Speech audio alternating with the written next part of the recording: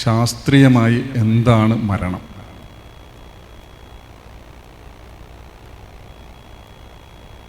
മരണം എന്നുള്ളത് ശാസ്ത്രത്തിന് അല്ലെങ്കിൽ മെഡിക്കൽ സയൻസിന് ഇന്നും കൃത്യമായിട്ടുള്ള ഒരു എത്തും പിടിയും കിട്ടാത്ത ഒരു സംഗതിയാണ് മരണം. നമുക്കറിയാം, പലതരത്തിലുള്ള മരണങ്ങളുണ്ട്. രോഗം ബാധിച്ച് മരിക്കുന്ന ആളുകളുണ്ട്, പലതരം രോഗങ്ങൾ. ചില ആളുകൾ അപകട മരണങ്ങളാണ്, പലതരത്തിലുള്ള അപകടങ്ങളിലൂടെ പെട്ടെന്ന് മരണപ്പെട്ടു പോകുന്ന ആളുകളുണ്ട്. ചുരുക്കം ചില ആളുകളെ മറ്റുള്ള ആളുകൾ കൊലപ്പെടുത്തുന്നുണ്ട്, അങ്ങനെ മരണം സംഭവിക്കുന്നുണ്ട്. വേറെ ചില ആളുകൾ ആത്മഹത്യ ചെയ്യുന്നുണ്ട്, സ്വന്തമായി സ്വന്തം ജീവനെ നശിപ്പിച്ച് കളയുന്നുണ്ട്. പലതരത്തിൽ മരണപ്പെടുന്നുണ്ട്. നമ്മൾ ജീവിതത്തിൽ, എന്നെ സംബന്ധിച്ചിടത്തോളം,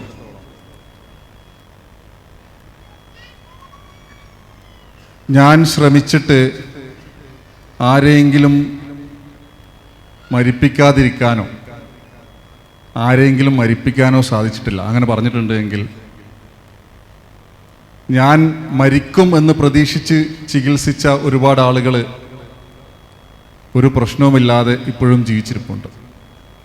പക്ഷേ ഞാൻ മരിക്കരുത് എന്ന് പ്രതീക്ഷിച്ച ആളുകളൊക്കെ കുറേ പേർ മരിച്ചു പോയിട്ടുണ്ട്. നമുക്കറിയാം, ഇന്ന് സംഭവിക്കുന്ന മരണങ്ങൾ ഇങ്ങനെ വെറുതെ ഇരിക്കുമ്പോൾ, എൻ്റെ ഒരു അടുത്ത ബന്ധു ഏതാണ്ട് ഒരു 6 മാസം മുമ്പ് രാത്രി സുഹൃത്തുമായി കുശലം പറഞ്ഞിരിക്കുകയാണ്. സംസാരിച്ചുകൊണ്ടിരിക്കുന്ന സമയത്ത് പെട്ടെന്ന് ഒരു അപസ്മാരം പോലെ വരികയും മിനിറ്റുകൾക്കുള്ളിൽ മരണപ്പെട്ടു പോവുകയും ചെയ്തു. ചെറുപ്പക്കാരനാണ്, 27 വയസ്സ്, മറ്റ് അസുഖങ്ങളൊന്നുമില്ല. ആശുപത്രി തൊട്ടടുത്തുണ്ടായിരുന്നു. കോഴിക്കോട് നഗരത്തിൻ്റെ ഹൃദയത്തിൽ വെച്ചിട്ടാണ് സംഭവിച്ചത്. പക്ഷേ ആർക്കും രക്ഷപ്പെടുത്താൻ കഴിഞ്ഞില്ല. ഞാനൊരിക്കലും ഓപ്പറേഷൻ ചെയ്തിട്ടുള്ള ഒരു രോഗിയുടെ അടുത്ത്, ഞാൻ ചെയ്തതല്ല, എൻ്റെ ചീഫ് ചെയ്തിട്ടുള്ള ഒരു സർജറി, അദ്ദേഹത്തിന് വയറിലൊരു സർജറി ചെയ്തിട്ടുള്ളതാണ്. അപ്പോൾ അദ്ദേഹം ഓപ്പറേഷൻ കഴിഞ്ഞ് 2 ദിവസം കഴിഞ്ഞ് അദ്ദേഹത്തോട് സാറ് റൗണ്ട്സിൻ്റെ സമയത്ത് ഇങ്ങനെ പറഞ്ഞു, നിങ്ങളൊരു കാര്യം ചെയ്യ്, ഓപ്പറേഷനൊക്കെ വലിയ കുഴപ്പമില്ലാതെ നടന്നിട്ടുണ്ടല്ലോ, നിങ്ങളൊന്ന് എഴുന്നേറ്റ് നിൽക്കിയെന്ന് പറഞ്ഞു. അപ്പോൾ അദ്ദേഹം എഴുന്നേറ്റ് നിന്നു. 45 വയസ്സാണ് അദ്ദേഹത്തിന്. അദ്ദേഹം ആ സർജറി ചെയ്യാൻ വേണ്ടിയിട്ട് ഗൾഫിൽ നിന്ന് നാട്ടിലേക്ക് തിരിച്ചു വന്നതാണ്. അപ്പോൾ അദ്ദേഹം എഴുന്നേറ്റു. അപ്പോൾ നിന്നപ്പോൾ സാറ് വീണ്ടും പറഞ്ഞു, ഒന്ന് ആ വരാന്തയുടെ അങ്ങേയറ്റം വരെ ഒന്ന് നടന്നിട്ട് വരുമോ ചോദിച്ചു. ഒരു കുഴപ്പമില്ല. അദ്ദേഹം മെല്ലെ നടന്നു, ഒറ്റയ്ക്ക് തന്നെ നടന്നു, അവിടം വരെ നടന്നു, തിരിച്ച് ബെഡിൽ വന്ന് കിടന്നു കഴിഞ്ഞപ്പോൾ പിന്നെ അനക്കല്ല, മരിച്ചുപോയി. ഡോക്ടർമാരൊക്കെ ചുറ്റും നിൽക്കുന്നിടത്ത് അങ്ങ് മരിച്ചു.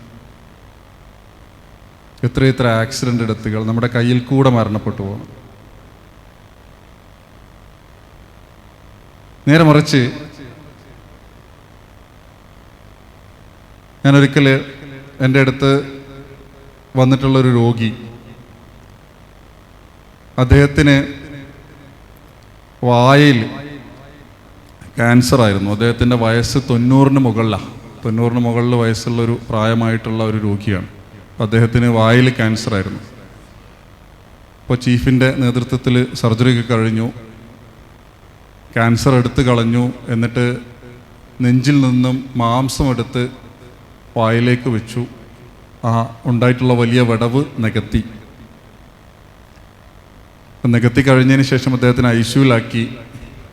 ഓപ്പറേഷൻ കഴിഞ്ഞ് പിറ്റേ ദിവസം അദ്ദേഹത്തിന് ഒരു അറ്റാക്ക് വന്നു. എല്ലാ ഡോക്ടർമാരും കൂടി ഓടി വന്ന് അദ്ദേഹത്തിന് CPR ഒക്കെ കൊടുത്തു, വെന്റിലേറ്ററിലേക്ക് മാറ്റി.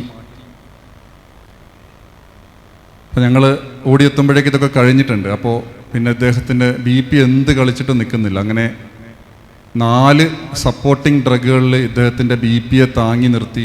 ഇപ്പോൾ CPR കൊടുത്തപ്പോൾ ഇദ്ദേഹത്തിൻ്റെ ഒരു 3-4 വാരിയലുകളൊക്കെ ഒടിഞ്ഞു പോയിട്ടുണ്ടായിരുന്നു. അപ്പോൾ ദിവസം 1 കഴിഞ്ഞു, 2 കഴിഞ്ഞു, വെന്റിലേറ്ററിൽ തന്നെ, മരുന്നുകളൊന്നും മാറ്റാൻ കഴിയുന്നില്ല. അപ്പോൾ കുറച്ച് കഴിഞ്ഞപ്പോൾ നമ്മൾ എടുത്തു വെച്ചിട്ടുള്ള ആ ഒരു മാംസത്തിലേക്കുള്ള രക്തോട്ടം കുറച്ച് കുറഞ്ഞിട്ട് അതൊക്കെ കുറച്ച് കരിഞ്ഞു പോകാൻ തുടങ്ങി. നമ്മൾ വിചാരിച്ചു എന്തായാലും ഇദ്ദേഹം മരണപ്പെട്ടു പോകാൻ സാധ്യതയുണ്ട്.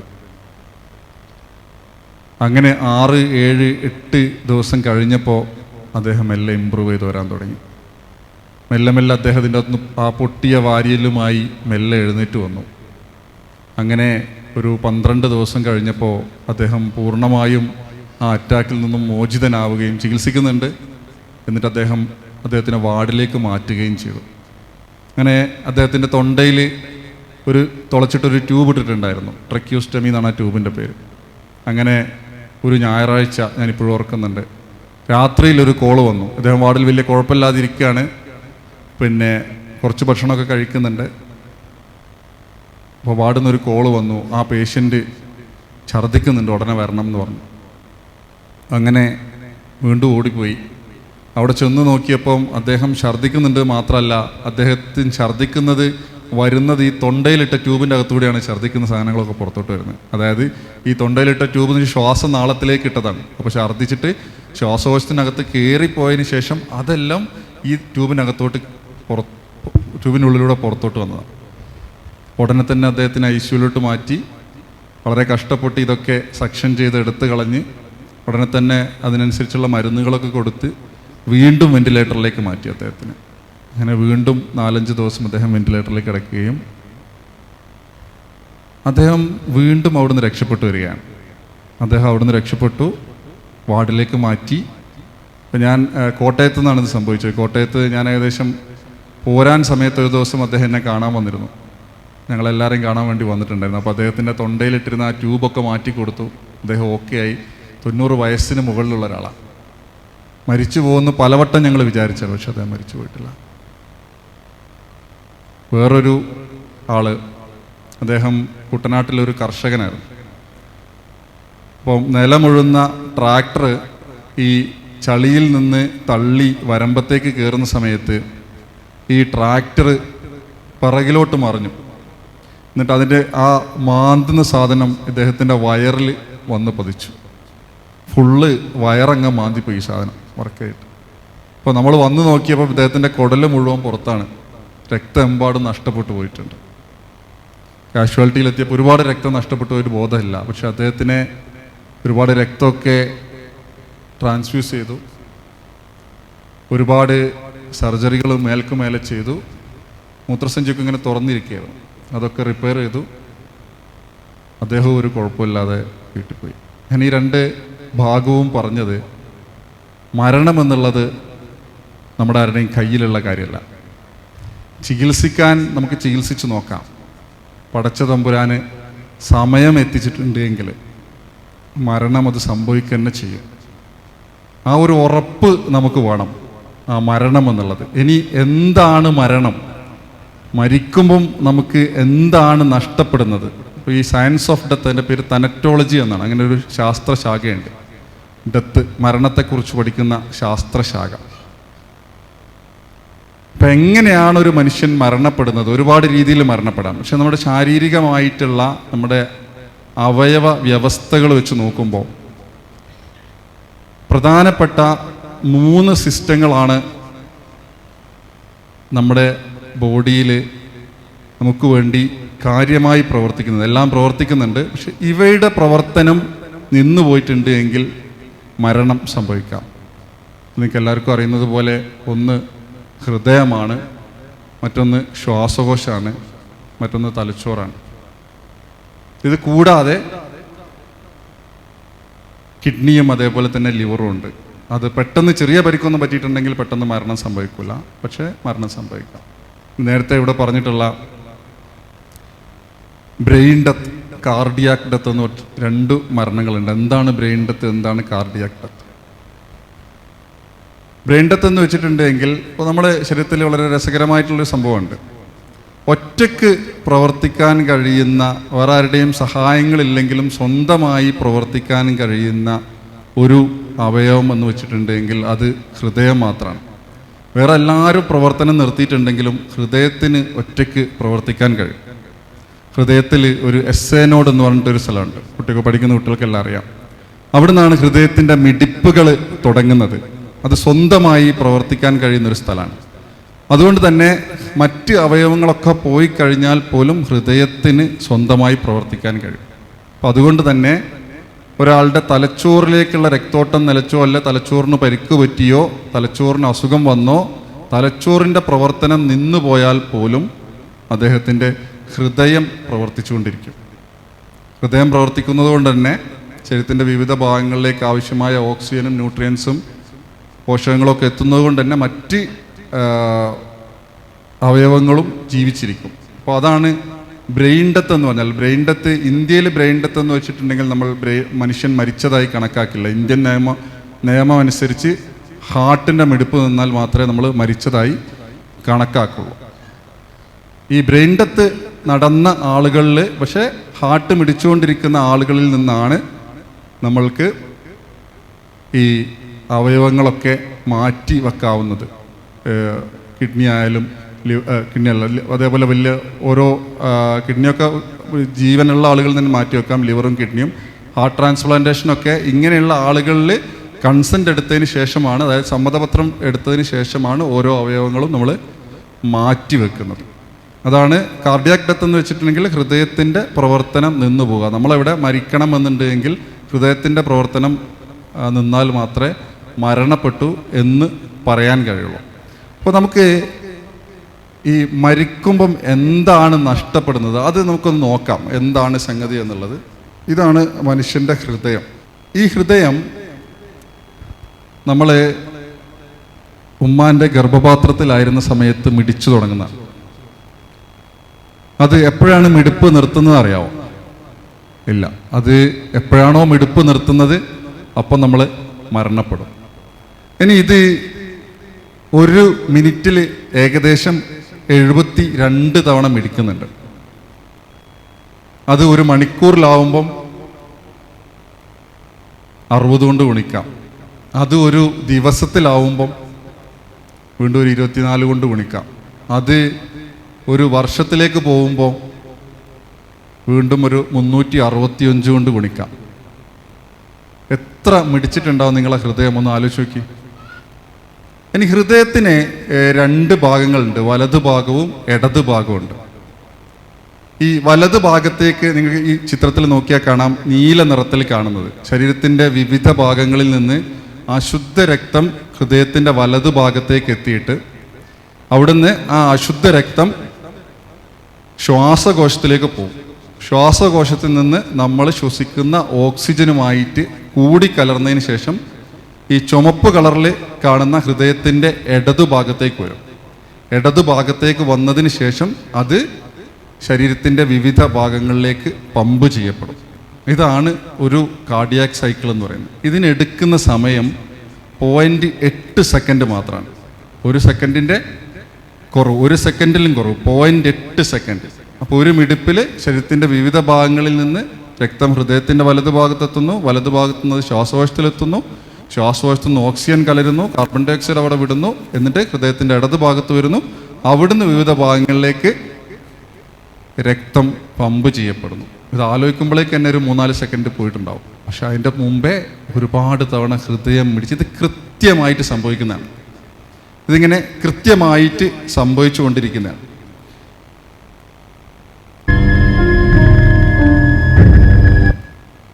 കാണാം, കൈയിൻ്റെ മുകളിൽ കാണുന്ന ഒരു പ്രോമിനൻ്റ് ആയിട്ടുള്ള ഞരമ്പുകൾ കാണാം. ഇതാണ് വെയിൻസ് എന്ന് വെച്ചിട്ടുണ്ട്. ഇത് ശരീരത്തിൻ്റെ വിവിധ ഭാഗങ്ങളിൽ നിന്ന് അശുദ്ധ രക്തം കൊണ്ടുപോകുന്നതാണ്. ശരീരത്തിൻ്റെ വിവിധ ഭാഗങ്ങളിൽ നിന്ന് അശുദ്ധ രക്തം ഹാർട്ടിലേക്ക് കൊണ്ടുപോകുന്ന രക്തക്കുഴലുകളാണ് നമ്മൾ ഈ മുകളിൽ കാണുന്ന രക്തക്കുഴലുകൾ.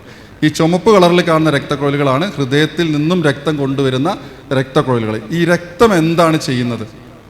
ശരീരത്തിൽ രക്തം എന്താണ് ചെയ്യുന്നത്? രക്തം ചെയ്യുന്നത് കോശങ്ങൾക്ക് ആവശ്യമായിട്ടുള്ള പോഷകങ്ങളും കൂടെ ഓക്സിജനും കോശങ്ങൾക്ക് എത്തിച്ചു കൊടുക്കുക. ഇതാണ് രക്തം ചെയ്യുന്നത്. തിരിച്ച് ഈ നീല കളറിൽ കാണുന്ന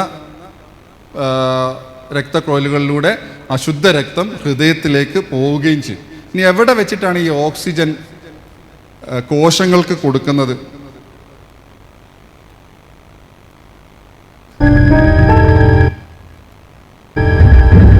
ഇങ്ങനൊരു സ്ഥലം കാണാം. ഇത് വിരലിൻ്റെ അറ്റമുള്ള ഭാഗമാണ്. അതേപോലെ ഇതിൻ്റെ പേര് കാപ്പിലറീസ് എന്നാണ്. ഈ കാപ്പിലറീസ് എന്ന് വെച്ചാൽ ചെറിയ രക്തക്കുഴലുകളാണ്. നമ്മൾ കൈ മുറിഞ്ഞിട്ടുണ്ട് എങ്കിൽ രക്തം വരുന്ന സ്ഥലം നമ്മൾ കാണാറില്ല, പക്ഷേ എവിടുന്നൊക്കെ രക്തം വരലുണ്ട്. അത്രയും ചെറിയ രക്തക്കുഴലുകളാണ് കാപ്പിലറീസ് എന്ന് പറയുന്നത്. അപ്പോൾ ഈ കാപ്പിലറീസിൻ്റെ അകത്തു നിന്നാണ് ഓക്സിജൻ കോശങ്ങൾക്ക് കൊടുക്കുന്നത്. എന്നിട്ട് കാർബൺ ഡൈ ഓക്സൈഡ് രക്തത്തിലേക്ക് തിരിച്ചു വാങ്ങുകയും ചെയ്യുന്നത്. അപ്പോൾ ഇവിടെ ചുവപ്പ് കളറും ഇത് ഓക്സിജൻ അടങ്ങിയാണ്. ഇവിടുന്ന് ഓക്സിജൻ പുറത്തോട്ട് പോകുമ്പോൾ ഈ സൈഡിലെത്തുന്ന സമയത്ത് അത് നീല കളറാകുമ്പോൾ കാർബൺ ഡൈ ഓക്സൈഡ് അടങ്ങിയിട്ടുള്ള രക്തമായി മാറുകയാണ് ചെയ്യുന്നത്. ഓക്സിജൻ കൊടുക്കുന്നത് എൻ്റെ അകത്ത് പറഞ്ഞിട്ടുണ്ട്. അപ്പോൾ 1 മിനിറ്റിൽ ഏകദേശം 4.5 ലിറ്റർ രക്തമാണ് ഹൃദയം പമ്പ് ചെയ്യുന്നത്. 1,00,000 ബീറ്റ്സ് പെർ ഡേ. ഒരു ദിവസം 1,00,000 തവണ ഹൃദയം മിടിക്കുന്നുണ്ട്. ഒരു വർഷത്തിൽ 35 മില്യൺ, ഒരു മില്യൺ വെച്ചാൽ 10 ലക്ഷം, 35 മില്യൺ തവണ ഹൃദയം മിടിക്കുന്നുണ്ട്. ഇത് ഹൃദയത്തിൻ്റെ വലത് ഭാഗത്തേക്ക് അശുദ്ധരക്തം എത്തുന്നു. വലത് ഭാഗത്തു നിന്ന് ഈ കള്ളി കാണുന്നതാണ് ശ്വാസകോശം. ശ്വാസകോശത്തിനെ കുറിച്ച് നമ്മൾ ആരെങ്കിലും ചിന്തിച്ചു നോക്കിയിട്ടുണ്ടോ? ശ്വാസകോശം എന്ന് വെച്ചിട്ടുണ്ടെങ്കിൽ നമ്മൾ ശ്വാസം അകത്തോട്ട് വലിച്ചിട്ട് എന്തിനാണ് ഈ ശ്വാസം എടുക്കുന്നത്? ഓക്സിജൻ കിട്ടാൻ വേണ്ടിയിട്ടാണ്. 1 മിനിറ്റിൽ നമ്മൾ 12 തൊട്ട് 14 തവണ വരെ ശ്വാസം എടുക്കുന്നുണ്ട്. ഈ ശ്വാസം എടുക്കുന്നത് ആരെങ്കിലും അറിഞ്ഞിട്ടാണോ എടുക്കുന്നത്? ഞാനിപ്പോൾ അത് പറയുന്ന സമയത്ത് നിങ്ങളിപ്പോൾ അറിയുന്നുണ്ടാവും, ശ്വാസം എടുക്കുന്നുണ്ട്. ഇതുവരെ അറിഞ്ഞിട്ടുണ്ടാവില്ല, ശ്രദ്ധിക്കാതെ അതിങ്ങനെ നടന്നുകൊണ്ടിരിക്കുന്നൊരു സംഗതിയാണ്. അപ്പോൾ ഈ ശ്വാസത്തിൽ വരുന്ന ഓക്സിജൻ എന്ത് ചെയ്യും? ലങ്സിൽ വെച്ച് രക്തത്തിലേക്ക് കൈമാറ്റം ചെയ്യപ്പെടുകയും അതേ സ്ഥലത്ത് തന്നെ വെച്ചിട്ട് രക്തത്തിലുള്ള കാർബൺ ഡൈ ഓക്സൈഡ് ലങ്സിലേക്ക് പുറന്തള്ളി. എന്നിട്ട് അത് നമ്മൾ പുറത്തോട്ട് ശ്വാസം എടുക്കുമ്പോൾ അത് പുറത്തോട്ട് പോവുകയും ചെയ്യും. ഇതൊരു വളരെ സിസ്റ്റമാറ്റിക് ആയിട്ടുള്ള പ്രോസസ്സാണ്. ഇതിൻ്റെ ഇടയ്ക്ക് കുറേ ചെറിയ പരിപാടികൾ ഒരുപാട് നടക്കുന്നുണ്ട്. ഇത് പറയുന്ന പോലെ അങ്ങോട്ട് എളുപ്പമല്ല. ഈ ഓക്സിജൻ അങ്ങോട്ട് കലർത്തുകയും കാർബൺ ഡൈ ഓക്സൈഡ് ഇങ്ങോട്ട് പുറത്തോട്ട് വരിക എന്ന് പറയുന്നതൊക്കെ ഒരുപാട് എൻസൈമാറ്റിക് ആക്ഷൻസ് കാരണം വരുന്ന ഒരു കോംപ്ലിക്കേറ്റഡ് ആയിട്ടുള്ള പ്രോസസ്സാണ്. അപ്പോൾ നിങ്ങൾ ശ്രദ്ധിച്ച് നോക്കിയാൽ കാണാൻ പറ്റും. താഴെ ഭാഗത്ത് എത്തുമ്പോൾ ഏകദേശം ചുമന്ന കളറായി വരുന്നു. അതിനകത്ത് ഓക്സിജൻ കലർന്നത് ഈ കള്ളികളിൽ കാണുന്നത് ശ്വാസകോശമാണ്. ഇതിൻ്റെ അകത്ത് രക്തത്തിൽ ഓക്സിജൻ കലർന്നു.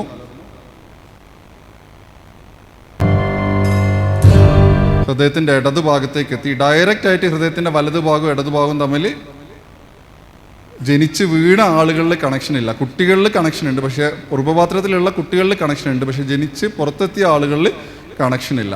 അപ്പോൾ ഇവിടുന്ന് അതെന്ത് ചെയ്യുന്നു? ശരീരത്തിൻ്റെ വിവിധ ഭാഗങ്ങളിലേക്ക് പമ്പ് ചെയ്ത് കൊടുക്കുന്നു. ഇതാണ് ഒരു ഹൃദയത്തിൻ്റെ ഒരു മിടിപ്പിൽ സംഭവിക്കുന്നത്. ഒന്ന് കൈ വെച്ച് നോക്കി, ഒന്ന് ആലോചിച്ച് നോക്കി എന്തൊക്കെ സംഭവിക്കുന്നുണ്ട് ഒരു തവണ ഹൃദയം മിടിക്കുന്ന സമയത്ത് എന്ന്. ഇതങ്ങ് നിന്ന് പോയാൽ മരിച്ചു, ഇത്രേ ഉള്ളൂ. ഒന്ന് ആലോചിച്ച് നോക്കി. ഹൃദയത്തിൻ്റെ ഇടതുഭാഗത്തേക്ക് അശുദ്ധരക്തം, അവിടുന്ന് ശ്വാസകോശത്തിൽ പോകുന്നു, ഓക്സിജൻ കലരുന്നു, തിരിച്ച് ഇടതുഭാഗത്ത് വരുന്നു, ഇടതുഭാഗത്ത് നിന്ന് വിവിധ ഭാഗങ്ങളിലേക്ക് രക്തം ഓക്സിജൻ കലർത്തി പമ്പ് ചെയ്യപ്പെടുന്നു.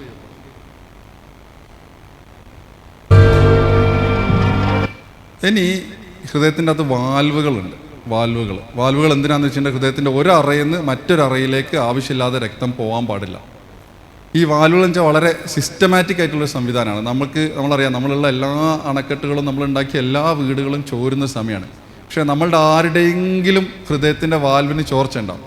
ചോർച്ചൻ്റെ ആരും ഈ താജ് ഓഡിറ്റോറിയത്തിൽ ഇരിക്കില്ല, അവിടെ ഇരിക്കാൻ കഴിയില്ല. ഒരു ചെറിയ ചോർച്ച ഉണ്ട് എങ്കിൽ നമ്മൾ ഒന്നുകിൽ വെന്റിലേറ്ററിലോ അല്ലെങ്കിൽ മരണപ്പെട്ടു പോയിട്ടോ ഉണ്ടാവും. ചെറിയ ചോർച്ച പോലും. പക്ഷെ ആ സാധനത്തിൻ്റെ സിസ്റ്റമാറ്റിക്, നിങ്ങൾ ശരിക്കും ശ്രദ്ധിച്ച് നോക്കിയാൽ സിസ്റ്റമാറ്റിക് ആയിട്ടാണ് നടക്കുന്നത്. ശരിക്കും ശ്രദ്ധിച്ച് നോക്കിയാൽ മനസ്സിലാവും. ഇവിടെ 2 വാൽവുണ്ട്, ഇവിടെ 2 വാൽവുണ്ട്. ഈ വാൽവ് തുറക്കുമ്പം ഈ വാൽവ് അടയ്ക്കുകയാണ് ചെയ്യുന്നത്.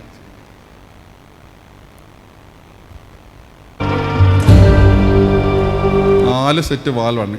അപ്പോൾ നമ്മുടെ ഹൃദയത്തിലെ വാൽവുകൾ എത്ര തവണ തുറക്കുകയും അടയ്ക്കുകയും ചെയ്യുന്നുണ്ട്? 1 മിനിറ്റിൽ 72 തവണ തുറക്കുകയും അടയ്ക്കുകയും ചെയ്യുന്നുണ്ട്. നിങ്ങൾ ആ വാതിലൊന്നൊരു മിനിറ്റിൽ 72 തവണ തുറക്കുകയും അടയ്ക്കുകയും ചെയ്ത് നോക്കി. അവർക്ക് വേറെ വാടക കൊടുക്കേണ്ടി വരില്ല, ആ വാതിലിൻ്റെയും കൂടി വാടക കൊടുക്കേണ്ടി, കാരണം അത് പൊളിഞ്ഞാടും. പക്ഷേ ഇത് ആ പറഞ്ഞ കണക്കുകളൊക്കെ ഈ വാൽവിനും ബാധകമാണ്. ഇനി ഈ വാൽവ് എന്തുകൊണ്ടാണ് ഉണ്ടാക്കിയത്? ഭയങ്കര ഒരു വലിയ സംഭവം കൊണ്ടാണ് നമ്മുടെ വാൽവുകൾ ഉണ്ടാക്കിയിട്ടുള്ളത്. നമ്മുടെ വാൽവ് എന്ന് വെച്ചിട്ടുണ്ടെങ്കിൽ ഇതാണ് നമ്മുടെ വാൽവ്.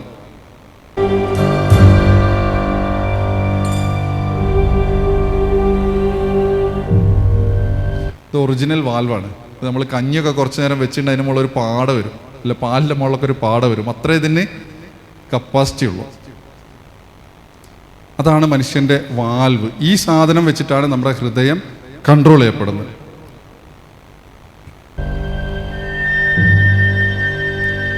ഇതൊരു ചെറിയ കുട്ടിയുള്ളതാണ്.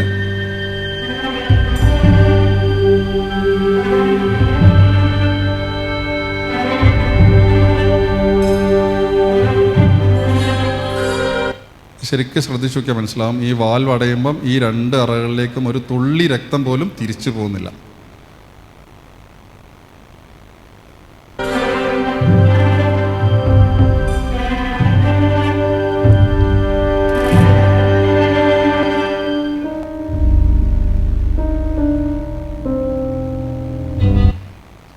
ഇതിനെക്കുറിച്ചൊന്ന് എപ്പോഴെങ്കിലും ആലോചിച്ച് നോക്കിയിട്ടുണ്ടോ? ഇത്രയും സാധനങ്ങൾ ഇങ്ങനെ ഒരു വളരെ സിസ്റ്റമാറ്റിക് ആയിട്ടുള്ള ഒരു സാധനം നമ്മൾ ഉറങ്ങുമ്പോൾ, നമ്മളിനി വെറുതെ ഇരിക്കുമ്പോൾ, ഇത് ഒരിക്കലും ഇത് മാറുന്നില്ല. ഇതിങ്ങനെ സിസ്റ്റമാറ്റിക് ആയിട്ട് ഇങ്ങനെ സംഭവിച്ചുകൊണ്ടിരിക്കുകയാണ്. അപ്പോൾ ഇത്രയും വൃത്തിയായി, ഇത്രയും പ്രശ്നമില്ലാതെ വളരെ സിസ്റ്റമാറ്റിക് ആയിട്ട് നടക്കുന്ന വേറൊരു അവയവം നമ്മുടെ ശരീരത്തിൽ ഇല്ല എന്ന് നമുക്ക് പറയാൻ സാധിക്കും. ഇനി ഇതിൻ്റെ അകത്ത് ഇവിടെ കുറച്ച് വേര് പോലുള്ള സാധനം കാണാം. അപ്പോൾ മരണത്തിനെ കുറിച്ച് പറയുന്നതുകൊണ്ട് ഇത് പറയാതിരിക്കാൻ നിവൃത്തിയില്ല.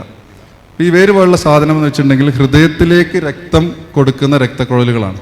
അതാണ് കൊറോണറി ആർട്ടറീസ് എന്ന് പറയും.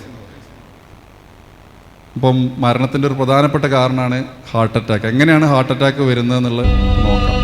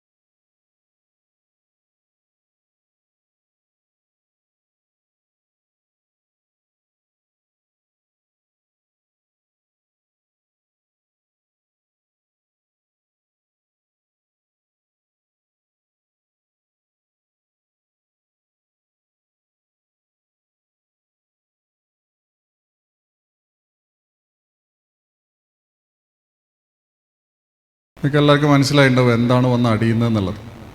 അമിതമായിട്ടുള്ള ശരീരത്തിലുള്ള കൊഴുപ്പാണ് ഒന്ന് രക്തക്കുഴലിൻ്റെ ഉൾഭാഗത്ത് അടിയുന്നത്. അപ്പോൾ ആദ്യം ചെറുതായിട്ട് അടിയുമ്പോൾ ഒന്നും കുഴപ്പമുണ്ടാവില്ല. തോട്ടിലൂടെ വെള്ളം ഒഴുകി പോകുന്നത് പോലെ തന്നെ സൈഡിൽ കൂടെ ഒക്കെ വെള്ളം ഒഴുകി വലിയ കുഴപ്പമില്ലാതെ പോയിക്കോളും. കുറച്ച് അടഞ്ഞു കഴിയുമ്പോൾ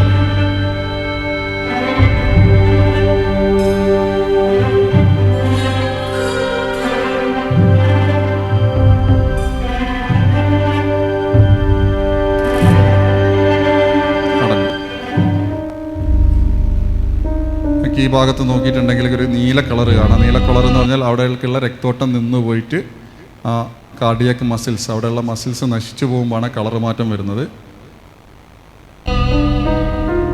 ഇനി അതാണ് ഒന്നാമത്തെ തരത്തിലുള്ള അറ്റാക്ക്. നമുക്ക് ഈ റമദാൻ മാസത്തിലാണ് നമ്മൾ ശരിക്കും ഭക്ഷണത്തിലൊക്കെ നിയന്ത്രണം വരുത്തേണ്ടത്. പക്ഷേ ഏറ്റവും കൂടുതൽ ഭക്ഷണം ഉണ്ടാക്കുന്നതും കഴിക്കുന്നതും എണ്ണക്കടികൾ കഴിക്കുന്നതും ഒക്കെ റമദാൻ മാസത്തിലാണ്.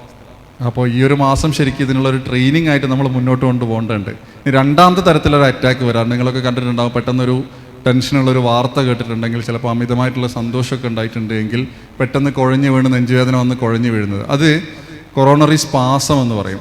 അതിനുള്ളതെന്ന് വെച്ചിട്ടുണ്ടെങ്കിൽ നമ്മളിപ്പോൾ ഒരു ചെടി നനയ്ക്കുന്ന ഒരു പൈപ്പ് ഇങ്ങനെ ചെടി നനച്ചുകൊണ്ടിരിക്കുമ്പോൾ വേണമെങ്കിൽ എന്ത് ചെയ്യാം, അത് രണ്ട് രീതിയിൽ അടഞ്ഞു പോകാം. ഒന്നുകിൽ അതിൻ്റെ ഉള്ളിൽ നമ്മൾ എന്തെങ്കിലും തുണിയോ വല്ലോ തിരുകിയിട്ടുണ്ടെങ്കിൽ അത് അടയ്ക്കാം, അല്ലെങ്കിൽ അത് പുറത്തുനിന്ന് ഇങ്ങനെ ഞെക്കി പിടിച്ചാൽ മതി. ഞെക്കി പിടിച്ച് കഴിഞ്ഞിട്ടുണ്ടെങ്കിൽ അത് അടഞ്ഞു പോകാം. അപ്പോൾ നമുക്ക് ഈ അമിതമായ സന്തോഷവും സങ്കടവും ദേഷ്യമൊക്കെ വരുന്ന സമയത്ത് ശരീരത്തിൽ വിവിധ തരം ഹോർമോണുകൾ ഉൽപ്പാദിപ്പിക്കപ്പെടുകയും ആ ഹോർമോണുകൾ ഈ രക്തക്കുഴലിനെ ചുരുക്കി കളയുകയും ചെയ്യും. അതിനാണ് സ്പാസം എന്ന് പറയുന്നത്. ആ സാധനം കാരണവും അറ്റാക്ക് വരാം. പക്ഷെ മറ്റേതിൻ്റെ അത്ര ഗുരുതരമായിരിക്കില്ല ഈ ടൈപ്പുള്ള അറ്റാക്ക്.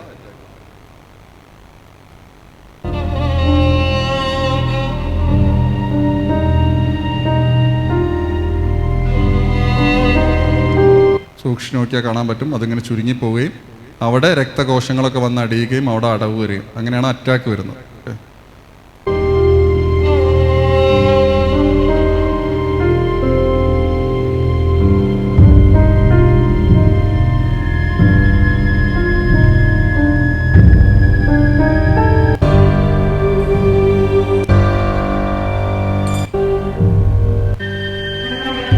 ആൻജിയോപ്ലാസ്റ്റി എങ്ങനെയാണ് ചെയ്യുന്നത് എന്നുള്ളതാണ്. സമയപരിമിതി കൊണ്ട് ഞാനിത് കളയാണ്.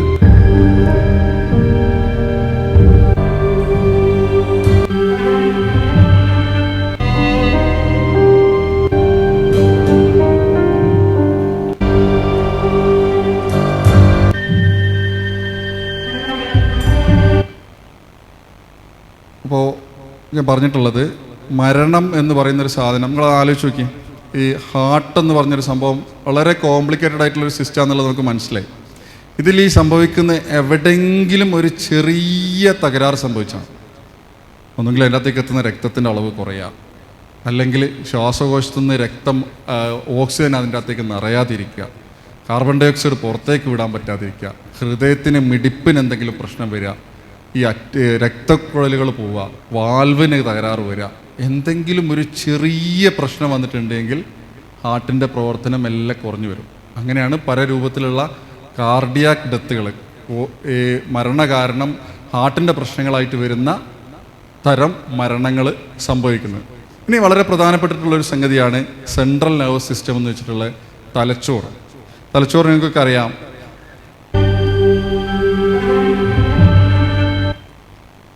തലച്ചോറിന് ഒരു സെറിബ്രണ്ട്, സെറിബെല്ലുണ്ട്, ബ്രെയിൻ സ്റ്റം ഉണ്ട്, മെഡുല്ല ഒബ്ലോങ്കറ്റ, അങ്ങനെ വിവിധ ഭാഗങ്ങൾ തലച്ചോറിനുണ്ട്. അപ്പോൾ തലച്ചോറിൻ്റെ ഒരു പ്രത്യേകത എന്താണെന്ന് വെച്ചിട്ടുണ്ടെങ്കിൽ, തലച്ചോറിലാണ് എല്ലാത്തിൻ്റെയും നിയന്ത്രണങ്ങളുള്ള സ്ഥലം തലച്ചോറാണ്. പക്ഷേ തലച്ചോറാണോ ശരീരത്തിൽ ഏറ്റവും സുപ്പീരിയർ ആയിട്ടുള്ള ഓർഗൻ ഏതാണെന്ന് ചോദിച്ചിട്ടുണ്ടെങ്കിൽ തലച്ചോറ് അല്ല എന്ന് നമുക്ക് പറയേണ്ടി വരും. കാരണം എന്താണെന്ന് വെച്ചാൽ ഹൃദയത്തിന് ഒറ്റയ്ക്ക് പ്രവർത്തിക്കാനുള്ള കഴിവുണ്ട്. തലച്ചോറിന് എന്തില്ല, ഹൃദയത്തിൻ്റെ സഹായമില്ലാതെ പ്രവർത്തിക്കാൻ കഴിയില്ല. പക്ഷേ തലച്ചോറിലാണ് പലതിൻ്റെയും കൺട്രോളിങ് സ്റ്റേഷനുകളുള്ളത്. ഓരോ കാര്യങ്ങളും ശരീരത്തിൽ ശ്വാസം എടുക്കുന്നതും അതേപോലെ തന്നെ നമ്മളെ കൈ ചലിക്കുന്നതും കാൽ ചലിക്കുന്നതും ഒക്കെ, ഞാനിപ്പോൾ സംസാരിക്കുന്നതും നിങ്ങൾ കേൾക്കുന്നതും നിങ്ങൾക്ക് മനസ്സിലാവുന്നതും എല്ലാം തലച്ചോറിൻ്റെ നിയന്ത്രണത്തിലാണ്. പല ഭാഗങ്ങളാണ് അതിന് പല നിയന്ത്രണങ്ങളും വരുത്തുന്നത്. അപ്പോൾ ഈ തലച്ചോറിനെ കുറിച്ച് ശാസ്ത്രലോകത്തിന് വലിയ അറിവൊന്നുമില്ലായിരുന്നു. അപ്പോൾ ഞാനൊരു സ്ഥലത്ത് വായിച്ചിട്ടുള്ളത് എത്രത്തോളം ശരിയാണെന്നറിയില്ല. ഹിറ്റ്ലർ ജൂതന്മാരെ കൊന്നൊടുക്കുന്ന സമയത്ത് കുറേ ആളുകളെ കൊന്ന സമയത്ത് അദ്ദേഹത്തിന് ഇങ്ങനെ തോന്നി, ഇതിങ്ങനെ വെറുതെ കൊന്നിട്ട് കാര്യമില്ലല്ലോ. അപ്പോൾ അങ്ങനെ മൂപ്പരെന്ത് ചെയ്തു വെച്ചാൽ അവരുടെ ഡോക്ടർമാരെ വെച്ചിട്ട് കൊല്ലാനുള്ള ജൂതന്മാരുടെ തലച്ചോറിൻ്റെ ഓരോ ഭാഗങ്ങൾ തകരാറാക്കി ജീവിക്കാൻ വിട്ടുന്നു. അപ്പോൾ അവർക്ക് എന്തൊക്കെയാണ് നഷ്ടപ്പെടുന്നത് എന്നുള്ളത് പഠിച്ചിട്ടാണ് അത്ര വലിയൊരു സംഭാവന വന്നിട്ടുള്ളത്. ഇതിൻ്റെ പ്രശ്നം എന്താ, മനുഷ്യൻ്റെ ഹൃദയത്തിനെ കുറിച്ച് പഠിക്കാൻ വല്ല പശുവിൻ്റെ ഹൃദയത്തിനെ കുറിച്ചോ അല്ലെങ്കിൽ കുരങ്ങിൻ്റെ ഹൃദയത്തിനെ കുറിച്ചോ ഒക്കെ പഠിച്ചാൽ മതി. അല്ല കിഡ്നിനെ കുറിച്ച് പഠിക്കാൻ താഴ്ന്ന ജീവികളുടെ കിഡ്നിനെ കുറിച്ച് പഠിച്ചാൽ മതി. പക്ഷെ തലച്ചോറിനെ കുറിച്ച് പഠിക്കണമെങ്കിൽ മനുഷ്യൻ്റെ തലച്ചോറിനെ കുറിച്ച് തന്നെ പഠിക്കണം. അതുകൊണ്ട് തന്നെ ന്യൂറോളജി അധികം എക്സ്പാൻഡ് ചെയ്യാത്തതിൻ്റെ ഒരു കാരണം അതാണ്. ശരീരത്തിൻ്റെ വിവിധ ഭാഗങ്ങളെ നിയന്ത്രിക്കുന്ന പ്രധാനപ്പെട്ട ഒരു ഭാഗമാണ് തലച്ചോറെന്ന് വെച്ചിട്ടുണ്ട്.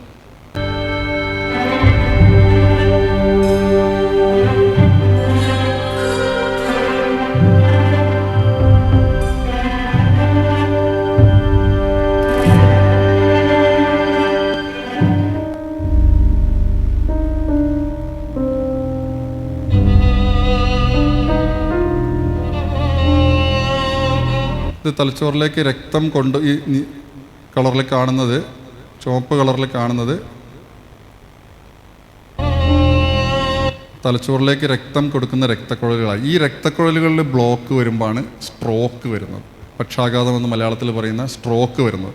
അപ്പോൾ ഇത് രണ്ട് തരത്തിൽ സംഭവിക്കാം. ഒന്നുകിൽ ഇതിൻ്റെ അകത്തേക്കുള്ള രക്ത ഓട്ടം നിന്ന് പോയിട്ടുണ്ടെങ്കിൽ ഏതെങ്കിലും ഒരു വശം തളർന്നു പോകും, അല്ലെങ്കിൽ ഇത് പൊട്ടി ബ്ലീഡ് ചെയ്യാം. ബ്ലീഡ് ചെയ്ത് കഴിഞ്ഞാൽ സാധാരണഗതിയിൽ മരണമാണ് സംഭവിക്കുക. ബ്ലീഡിങ് നന്നായിട്ട് വന്നിട്ടുണ്ടെങ്കിൽ പെട്ടെന്ന് മരണപ്പെട്ടു പോകാനുള്ള ഒരു കാരണം തലച്ചോറിൽ ബ്ലീഡിങ് വരുന്നതാണ്. പെട്ടെന്നുള്ള മരണത്തിൻ്റെ കാരണങ്ങളിലൊന്നാണ്. അപ്പോൾ ഈ തലച്ചോറിൻ്റെ പ്രവർത്തനങ്ങളൊക്കെ പ്രത്യേകത എന്താണെന്ന് വെച്ചാൽ എല്ലാം കറണ്ട് വെച്ചിട്ടാണ് ചെയ്യുന്നത്. സോഡിയം പൊട്ടാസ്യം നമ്മളെ ബാറ്ററിക്കകത്തൊക്കെ ഉള്ള അതേ പ്രവർത്തനങ്ങൾ വെച്ചിട്ടാണ് നമ്മളെ ഞരമ്പുകളും തലച്ചോറും ഒക്കെ പ്രവർത്തിക്കുന്നത്, കോശങ്ങളൊക്കെ പ്രവർത്തിക്കുന്നത്. ഇലക്ട്രിസിറ്റിയാണ്, ഫുൾ ഇലക്ട്രിസിറ്റിയാണ്. ഇതിൻ്റെ അകത്ത് ഒരു സോഡിയം, ഒരു പൊട്ടാസ്യം അല്ലെങ്കിൽ ഒരു ഹൈഡ്രജൻ അയൺ അങ്ങോട്ടോ ഇങ്ങോട്ടോ മാറിക്കഴിഞ്ഞിട്ടുണ്ടെങ്കിൽ അത് പ്രശ്നമാണ്. പക്ഷേ ഒന്നിലും ഒരു മാറ്റവും ഇല്ലാതെ വളരെ കൃത്യമായി സംഭവിച്ചുകൊണ്ടിരിക്കുന്നത് എന്നുള്ളതാണ്. ഇതാണ് ഒരു ന്യൂറോൺ എന്ന് വെച്ചിട്ടുണ്ട് എങ്കിൽ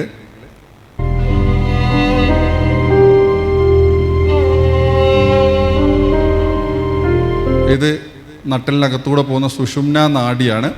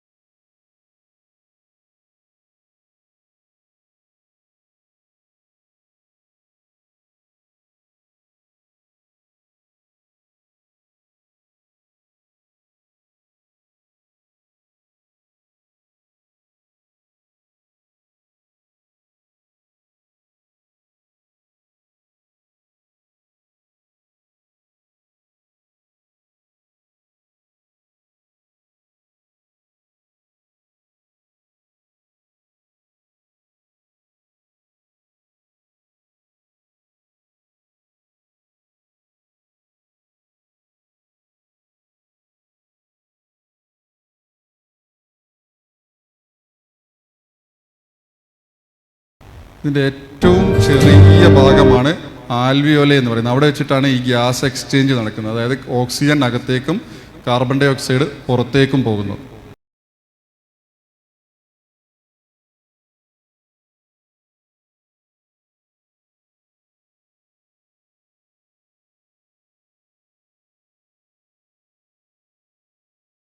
അപ്പോൾ ഇത് മൂന്നും കൂടിയുള്ളൊരു സിങ്ക്രണൈസ്ഡ് ആയിട്ടുള്ള ഒരു പ്രവർത്തനത്തിലൂടെയാണ് മനുഷ്യൻ്റെ ജീവൻ നിലനിൽക്കുന്നത്.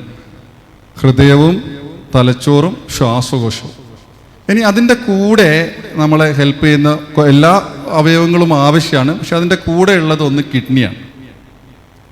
കിഡ്നിയിൽ മില്യൺ കണക്കിന് നെഫ്രോണുകളാണ്. നെഫ്രോൺ എന്ന് വെച്ചാൽ ഏറ്റവും ചെറിയ അരിപ്പനെയാണ് നെഫ്രോൺ എന്ന് പറയുന്നത്. ഒരു ദിവസം ഏകദേശം 200 ലിറ്റർ രക്തമാണ് നമ്മളൊരു കിഡ്നി അരിക്കുന്നത്.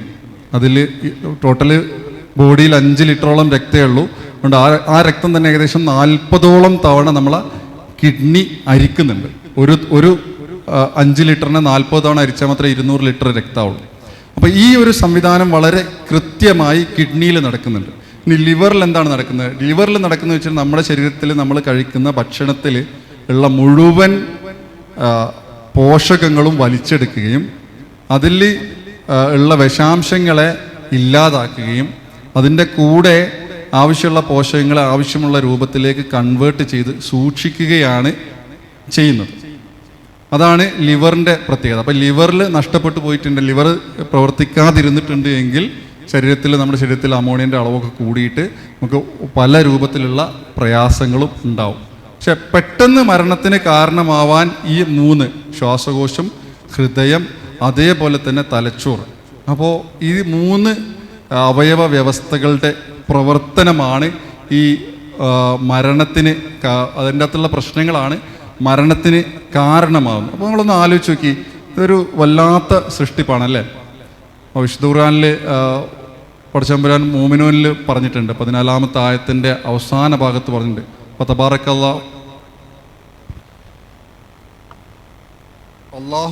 അള്ളാഹു ആണ് സൃഷ്ടാക്കളിൽ ഏറ്റവും നല്ല സൃഷ്ടാവ് അള്ളാഹു ആണ് അനുഗ്രഹ സമ്പൂർണൻ എന്ന് കൃത്യമായി മോമിനൂൻ്റെ അവസാന ഈ 14-ാമത്തെ ആയത്തിൻ്റെ അവസാന ഭാഗത്ത് പറഞ്ഞിട്ടുണ്ട്. അപ്പോൾ പിന്നെ അതിൻ്റെ അകത്ത് അങ്ങനെ പറഞ്ഞിട്ടുണ്ട് എങ്കിൽ നമ്മളൊന്ന് ആലോചിച്ച് നോക്കേണ്ടതുണ്ട്. ഏറ്റവും നല്ല സൃഷ്ടാവ് അള്ളാഹുവാണ്. അതിൽ തന്നെ പിന്നെ അവൻ അനുഗ്രഹ സമ്പൂർണനാണ് എന്ന് കൂടെ പറഞ്ഞു വെച്ചിട്ടുണ്ട്. അതായത് നമ്മൾക്ക് തന്നിട്ടുള്ള ഏറ്റവും വലിയ അനുഗ്രഹങ്ങളൊക്കെ പടച്ചതമ്പുരാനാണ് ഈ അനുഗ്രഹങ്ങളൊക്കെ തന്നിട്ടുള്ളത്. അപ്പോൾ ഇനി ഇതിൻ്റെ അകത്തുള്ളൊരു സംശയം എന്ന് വെച്ചിട്ടുണ്ടെങ്കിൽ, മരിക്കുമ്പോൾ എന്താണ് പോകുന്നത്? ഞാൻ ആദ്യം തന്നെ നിങ്ങളോട് ചോദിച്ചു വെച്ചിട്ടുള്ളൊരു ചോദ്യമാണ്, മരിക്കുമ്പോൾ എന്താണ് നഷ്ടപ്പെടുന്നത്? മരിക്കുമ്പോൾ നഷ്ടപ്പെടുന്നത് എന്ന് വെച്ചിട്ടുണ്ടെങ്കിൽ ആത്മാവാണ് നഷ്ടപ്പെടുന്നത്. അപ്പോൾ ശാസ്ത്രം ഇന്ന് ആത്മാവ് എവിടെയാണെന്ന് അന്വേഷിച്ചുകൊണ്ടിരിക്കുകയാണ്. അപ്പോൾ ഞങ്ങളൊക്കെ മണിക്കൂറുകളോളം ചർച്ച ചെയ്തിട്ടുണ്ട്, എന്താണ് മരിക്കുമ്പോൾ അങ്ങോട്ട് പോകുന്നൊരു സാധനം. ആ സാധനത്തിനെ മനസ്സിലാക്കിയിട്ടുണ്ടെങ്കിൽ മനുഷ്യന് മരിക്കാതെ സൂക്ഷിക്കാമല്ലോ. അപ്പോൾ അതൊരു ഉത്തരം കിട്ടാത്ത ഒരു ചോദ്യമായിട്ട് അവശേഷിക്കുന്നുണ്ട്. ഉത്തരം കിട്ടാത്ത ഒരു ചോദ്യമായിട്ട് അവശേഷിക്കുന്നുണ്ട്, എന്താണ് ആത്മാവ്? അപ്പോൾ അതിനെക്കുറിച്ച് കൃത്യമായി മറുപടി പറഞ്ഞിട്ടുണ്ട് വിശുദ്ധ ഖുർആൻ. വിശുദ്ധ ഖുർആൻ സൂറത്ത് ഇസ്രായിലെ 85-ാമത്തെ വചനത്തിൽ പറഞ്ഞിട്ടുള്ളത്, യസ്അലൂനക അനിർ റൂഹി കുലിർ റൂഹു മിൻ അംരി റബ്ബി വമാ ഊതീതും മിനൽ ഇൽമി ഇല്ലാ ഖലീല. ഇതിൽ പറഞ്ഞിട്ടുള്ളതെന്ന് വെച്ചാൽ, നിന്നോട് അവൻ ആത്മാവിനെ പറ്റി ചോദിക്കുന്നു, പറയുക ആത്മാവ് എൻ്റെ രക്ഷിതാവിൻ്റെ കാര്യത്തിൽ പെട്ടതാകുന്നു, അറിവിൽ നിന്ന് അല്പമല്ലാതെ നിങ്ങൾക്ക് നൽകപ്പെട്ടിട്ടില്ല. അതായത് വിശുദ്ധ ഖുർആനിൽ കൃത്യമായിട്ട് പറഞ്ഞിട്ടുണ്ട്, നിങ്ങൾ അതെന്താ സംഗതി എന്നുള്ളത് ആർക്കും മനസ്സിലാക്കാൻ പറ്റിയിട്ടില്ല ഇതുവരെയായിട്ടും. എന്താണ് ഈ സംഗതി നഷ്ടപ്പെടുന്നത്? ആ നഷ്ടപ്പെടുന്നത് ശാസ്ത്രം ഇന്നിപ്പം ഹെഡ് ട്രാൻസ്പ്ലാന്റേഷന് വേണ്ടി, ഇപ്പോൾ ഹാർട്ട് ട്രാൻസ്പ്ലാന്റേഷനൊക്കെ കഴിഞ്ഞിട്ട് ഈ കഴുത്തിന് മുകളിലോട്ടുള്ള ഭാഗം ട്രാൻസ്പ്ലാന്റ് ചെയ്യാൻ പറ്റുമോ എന്നുള്ളതാണ്, അതായത് മാറ്റിവെക്കാൻ പറ്റുമോ എന്നുള്ളതാണ്. കൈ ട്രാൻസ്പ്ലാന്റ് ചെയ്തു, ലങ്സ് ട്രാൻസ്പ്ലാന്റ് ചെയ്തു, ചെറുകുടൽ ട്രാൻസ്പ്ലാന്റ് ചെയ്തു, തൊലി ട്രാൻസ്പ്ലാന്റ് ചെയ്തു, ഹാർട്ട് ട്രാൻസ്പ്ലാന്റ് ചെയ്തു, എല്ലാം ട്രാൻസ്പ്ലാന്റ് ചെയ്തു. ഹെഡ് ട്രാൻസ്പ്ലാന്റേഷനിലാണ് നിലവിൽ റിസർച്ച് നടന്നുകൊണ്ടിരിക്കുന്നത്. നിങ്ങൾ ഗൂഗിളിലൊക്കെ അടിച്ചു നോക്കിയിട്ടുണ്ടെങ്കിൽ കാണാൻ പറ്റും. അപ്പോൾ ആ ഒരു സംഗതി നിൽക്കുമ്പോൾ ഇതിനൊക്കെ തടസ്സമായിട്ടുള്ളത് ഈ മരിക്കുമ്പം നഷ്ടപ്പെടുന്നത് എന്താണ്? അതിനെക്കുറിച്ച് കൃത്യമായി വിശുദ്ധ ഖുർആനാണ് പറഞ്ഞിട്ടുള്ളത്. അപ്പോൾ വിശുദ്ധ ഖുർആനിൽ പറഞ്ഞിട്ടുണ്ട്, എല്ലാ ആത്മാവും മരണത്തെ രുചിക്കുക തന്നെ ചെയ്യും. അപ്പോൾ ആ ഒരു ഈമാനിൻ്റെ ഉറപ്പാണ് നമുക്ക് വേണ്ടത്. അപ്പോൾ നമ്മൾക്ക് നമ്മുടെ ബുദ്ധി ഉപയോഗിച്ച് അപ്പോൾ നമ്മൾ അസുഖം വന്നാൽ ചികിത്സിക്കണ്ടേ, വെറുതെ ഇരുന്നാൽ മതിയോ എന്നുള്ളതൊരു ചോദ്യമായി വരാൻ സാധ്യത. അതിനാണ് പടച്ചതമ്പുരാൻ നമുക്ക് ബുദ്ധി വന്നിട്ടുള്ളത്. ആ ബുദ്ധി ഉപയോഗിച്ചിട്ട് ചിന്തിക്കണം, അത് അസുഖം വന്നിട്ട് ചികിത്സിക്കണം, നമ്മളെ കൊണ്ട് കഴിയാവുന്നതിൻ്റെ പരമാവധി ചികിത്സിക്കുക. ബാക്കി പടച്ചതമ്പുരാനോട് പറയാം. നമ്മളെ മരിപ്പിക്കുന്നതും ജീവിപ്പിക്കുന്നതും പടച്ചതമ്പുരാനാണ്. അപ്പോൾ പടച്ചതമ്പുരാന് അവൻ്റെ ജന്നാത്തുൽ ഫിർദൗസിൽ നമ്മളെ എല്ലാവരെയും ഒരുമിച്ച് കൂട്ടട്ടെ പ്രാർത്ഥിച്ചുകൊണ്ട് നിർത്തുന്നു. ആഖിറു ദഅ്വാനാ അൽഹംദുലില്ലാഹി റബ്ബിൽ ആലമീൻ. അസ്സലാമു അലൈക്കും വറഹ്മത്തുള്ളാഹി.